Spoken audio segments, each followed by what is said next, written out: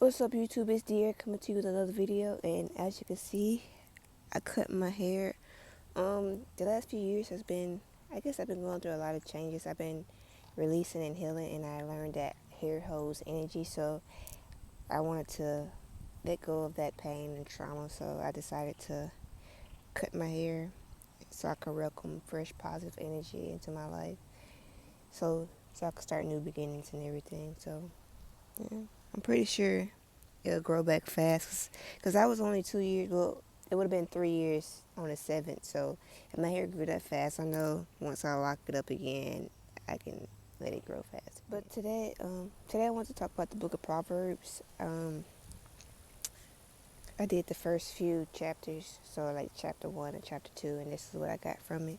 So it talks about gaining wisdom and instructions for understanding words of insight, receiving instructions in purity behavior, doing what is right and just and fair, doing this in purity to those who are simple, knowledge and discretion to the young.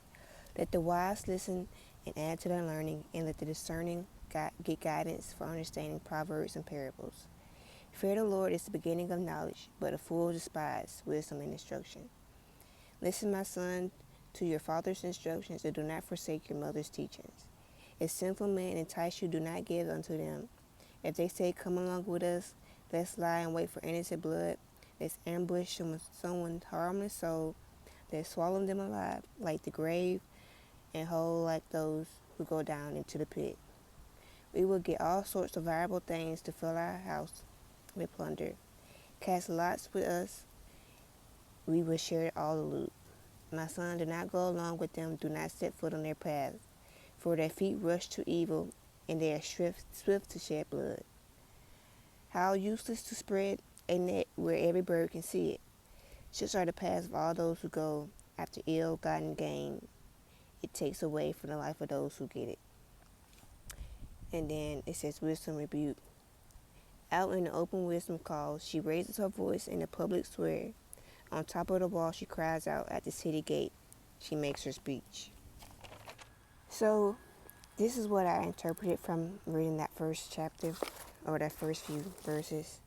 So everyone is on their way to their true chosen destiny. We will no longer live in lies.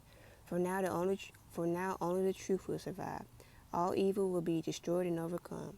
Nothing will stop us. Everyone will have their freedom in heaven or earth. It is clear for everyone to be who they want, as long as you don't harm yourself or others. We have free will to become whatever our true hearts desire. And if people don't know their true hearts, I pray they are given time to learn about the real them and how loving and peaceful they really are. I pray everyone heals and overcomes any trauma or negative thoughts that disconnects them from their true heart. I pray everyone is healed and then welcome into heaven, because in order to move on, we first must act with forgiveness and kindness. Once we are aligned to our true heart's desire, God will provide everything you need, but first it's up to you to listen and obey His commands, your intuition, on how to move righteously through life. God doesn't reward greedy or prideful hearts. If your intention isn't clear behind your action, it won't be answered. But as long as it is something connected to your heart, you will and have pure intentions, everything will come. But we still need to learn patience, because time doesn't exist. Only the present matters. Have faith, dedication, and devotion. You have to believe and have confidence in yourself. Once you believe in yourself, everyone else will. Your confidence and strength starts with you. Once you have confidence, you will become brave, because you know who you are and no one can stop you, because as long as you believe in yourself, God believes in you, and with Him you will never fail. Sometimes we have to miss out on fun times to study or to learn new wisdom, because if we go out, we're not learning, we're drinking and listening to music that disconnects us from our true selves. Life isn't always about money, guns, clothes, shoes, women, or cars. Life is about love and truth, because without these things we will live in darkness. And lies never last, because they always have false foundations. But the love and truth will withstand any battle, any storm, because it was built on a strong foundation. The universe's secret language is love. Love is the highest frequency, and God responds to love, not anything based on jealousy or hate. And no one can walk in someone else's path. When God gives someone something, no one can steal it from them. You must release the fear or thought of someone taking something. If they take something, it was never meant for them to have. God will supply you with everything you need. He will also protect what's meant for you as well. I know I'll be great one day and no one can stop me or take that from me. We have to remind ourselves and say affirmations that we are doing great, that we're doing a great job. Even when things look bad, we have to tell ourselves, nobody can take things from me. God will protect me and no one can stop me from doing what I need to do. We have to release negative mindsets that were placed on us. As long as we're steadfast and know who we are, no one can take our identity because we only get one soul. And you already have it. Once it's set, no one can interfere or steal what's yours unless you believe that or have the mindset. But once you believe that, you become a prisoner of your own mind, fighting against yourself. You can be your own worst enemy by making up these false beliefs or fights or people going against you.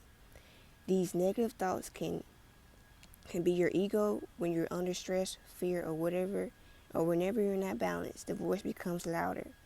We must ground ourselves in the now and remember who we are. We are not our emotions or thoughts. We are greater than that. We are ourselves and we are love, powerful, smart, but we are not fear. Fear only exists if you allow it. And it's not really fear. It's just something new and you have to step out your comfort zone to expand our knowledge on that area so we can learn and grow. Then fear will be formed, will be transmuted into comfort. Because the fear is not fear, it's just because you're uncomfortable. So once you learn new things, you will become more comfortable. So that's why you always have to step out your comfort zone and expand your knowledge. Because if you stay in one area, you can't grow.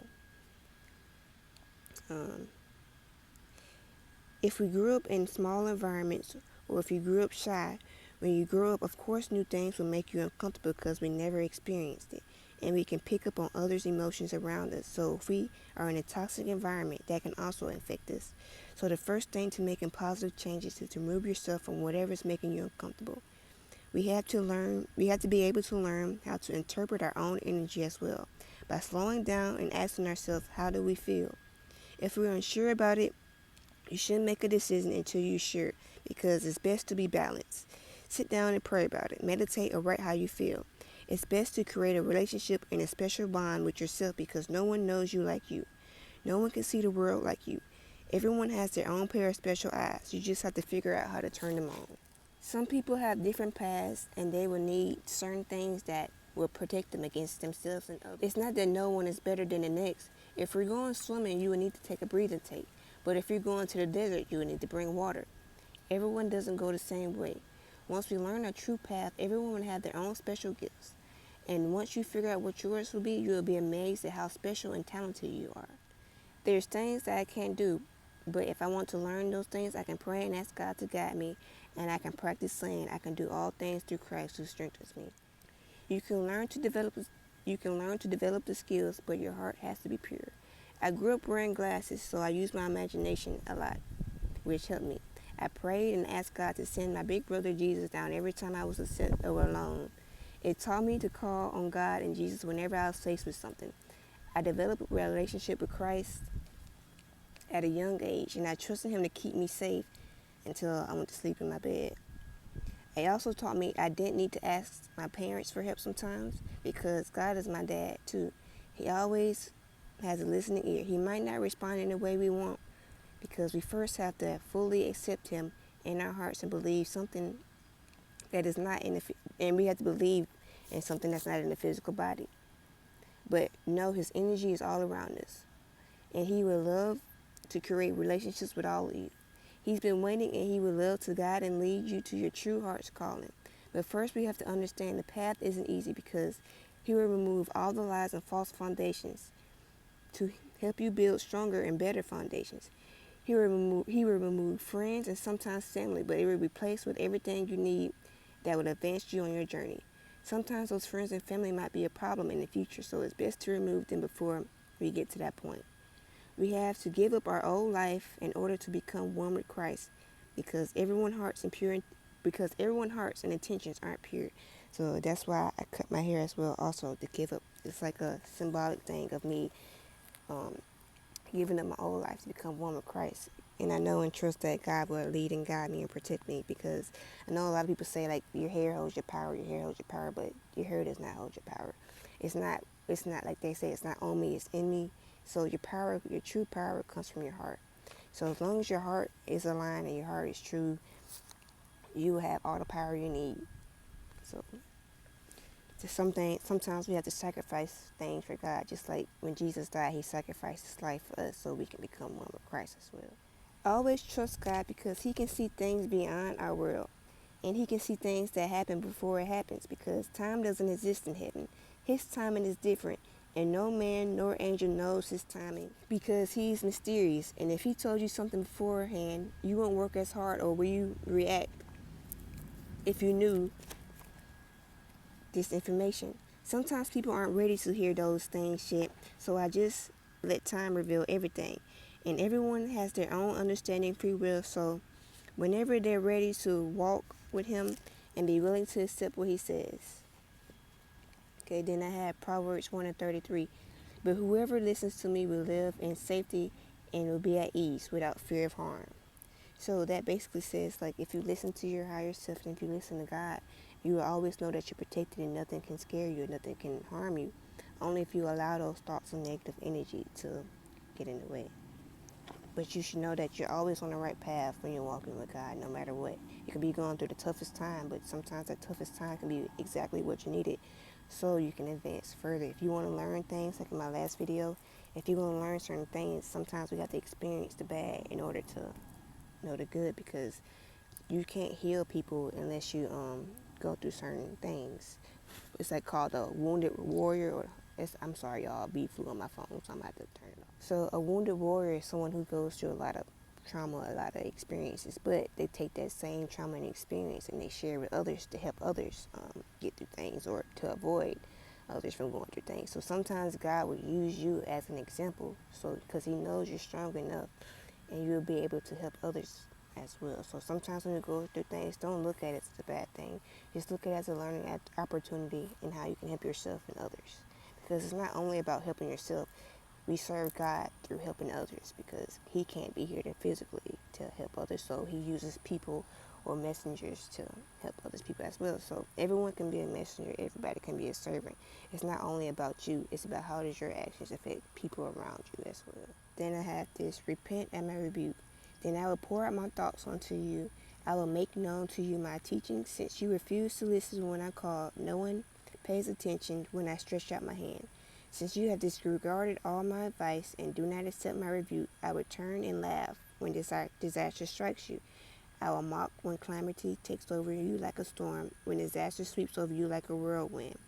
When distress and trouble overwhelm you, they will call to me, but I will not answer. They will look for me, but I will not find me. Since they hated knowledge and choose not to fear the Lord, since they will not accept my advice and spurn my rebuke, they will eat the fruits of their own ways and be filled with the fruits of their schemes. For the wayward of the simple will kill them, and their competence of fool will destroy them. But whoever listens to me will live in safety and will be at ease and fear without harm. So when I said that God doesn't reward or go for people who's after greed, or people who will hurt others just to advance, God won't answer their prayers.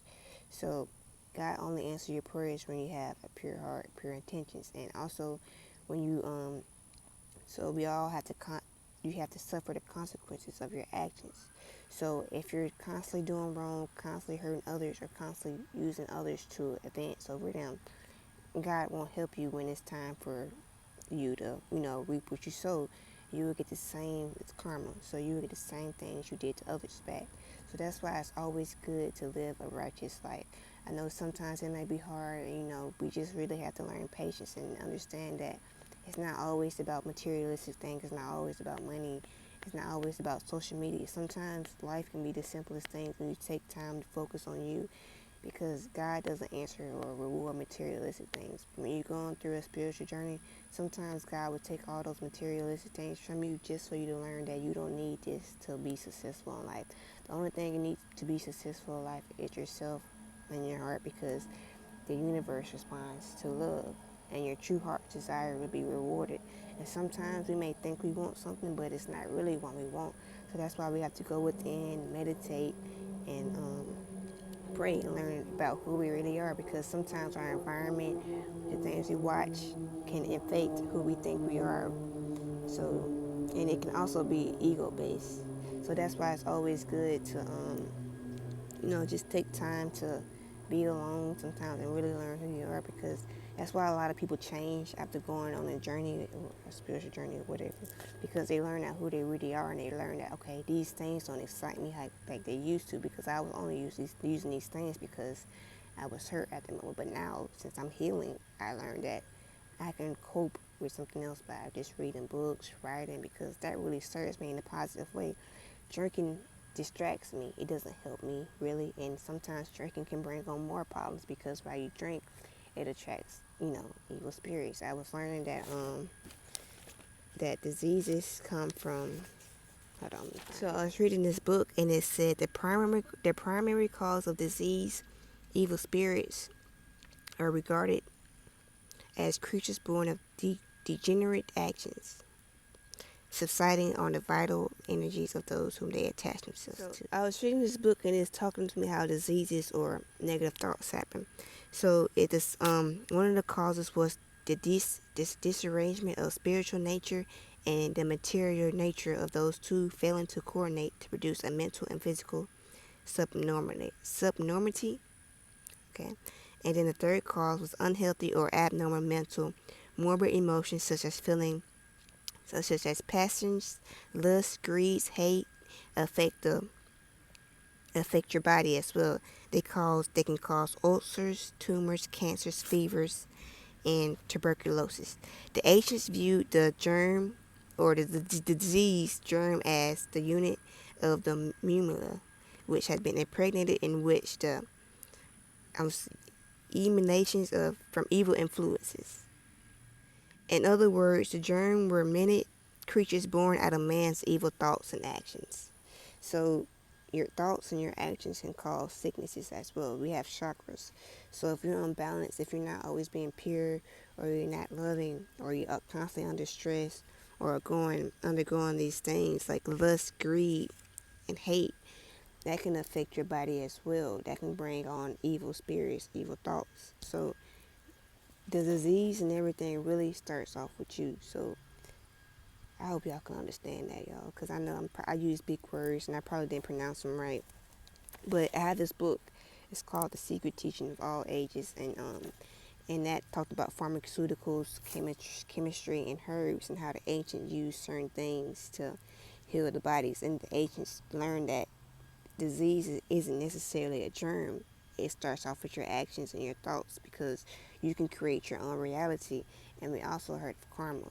So whatever you put out to the universe comes back to you. So if you're constantly wishing other people harm, or you're talking down on somebody, that energy can be returned back to you, but in a form of sickness, or bad things. So that's why it's always good to walk around and be nice to others.